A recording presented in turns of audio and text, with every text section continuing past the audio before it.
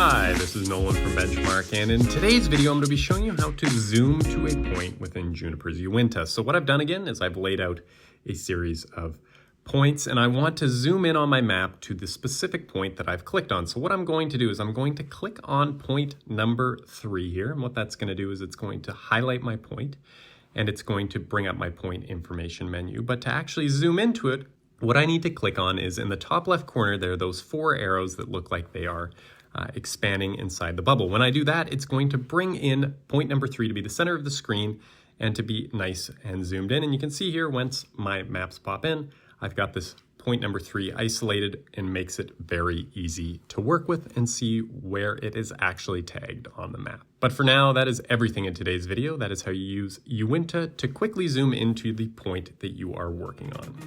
And if you have a moment, I'll please ask you to hit that subscribe button down below. It really does help us out and helps me keep making these videos. And if you have any questions about anything you've seen in today's video or any questions about anything you've seen on this YouTube channel, please give us a call at 1-888-286-3204 or visit us on the web at bench-mark.ca.